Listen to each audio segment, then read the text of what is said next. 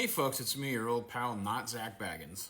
I also have no credible proof of the existence of ghosts, but here's something I can prove. The Magaverse is eating itself. Let's start with the lie we were sold. That Maga is disciplined, unified, and in lockstep. I almost said goose step. That everyone knows the script, says the lines, claps on cue. But that's not what's happening anymore. What's happening now is something much more dangerous to a movement than opposition. Doubt, hesitation, and infighting. And it seems the vibes are no longer vibing, which is great news for humanity and not so great news for the Tangerine Tyrant. It starts, and keeps starting, with Epstein. Because Epstein is the one conspiracy that isn't a theory. And suddenly you've got Nancy Mace, Marjorie Taylor Greene, Lauren Boebert, not liberals, not MSNBC panels, publicly demanding full transparency. Not whispering, not hedging, but forcing votes. And Trump's response? Not outrage, not denial, just distance. I barely knew him. Old news. Why are we still talking about that creep, the one I've barely met, that I'm in all those photos with? And that answer doesn't land anymore. Not with lawmakers, not with media figures, not with the audience that was trained to never let anything go. MAGA taught people to ask questions, and now they're mad those questions don't stop all the way at the top. Then comes Elon Musk. Not loyal, not ideological, not controllable. Boosting Epstein transparency talk, mocking Trump's age, refusing to kneel. And you'll recall one day he shows up with a black eye, and the next day he was fired, and he was out there tweeting his revenge. He's not leading a rebellion, he's worse. He's reminding everyone that loyalty is optional, and that alone shatters the spell. Now look at the right-wing media ecosystem. The thing that used to keep this movement stitched together. Candace Owens detonating her own alliances. Turning Point USA scrambling to contain conspiracies it once thrived on. Tim Pool openly furious, trying to enforce narrative discipline and failing. This isn't strategy anymore. It's people protecting themselves from the monster that they helped create before that monster eats them too. Next, we have the Brosphere podcast energy shift. This is new and it matters because here's where it gets fatal for the Magaverse. Because MAGA didn't just survive on ideology, it survived on vibes, my man. Vibes. Andrew Schultz, Theo Vaughn, Joe Rogan. Not party hacks, more like lords of cultural permission.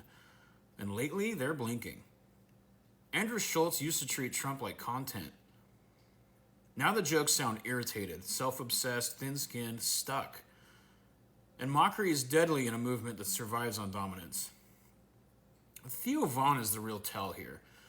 He's not political, he's not strategic, he's emotional.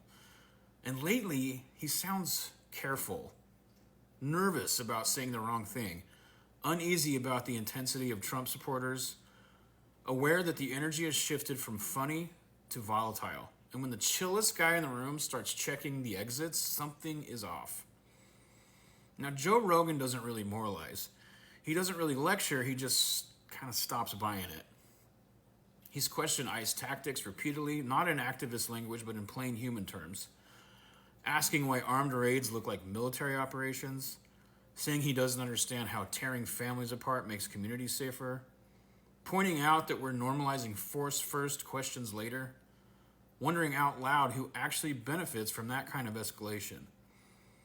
He's talked about how power attracts the wrong people, how institutions get drunk on authority, how law and order becomes cosplay instead of a meaningful solution, and crucially, he doesn't rush to defend Trump when Epstein comes up.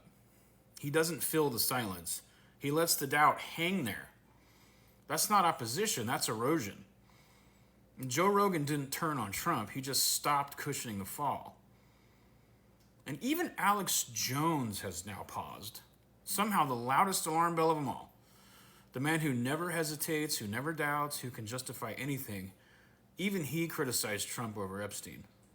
Not screaming, not accusing, just asking why the files aren't released. Why the dodging? Why the silence?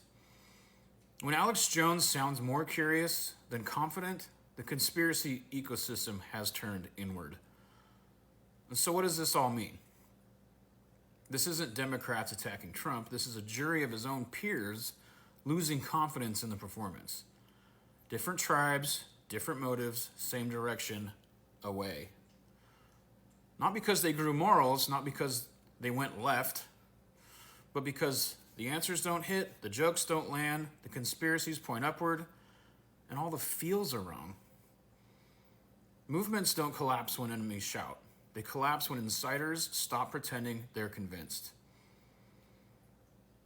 And here's the part that matters: the midterms. Because this fracture doesn't finish itself.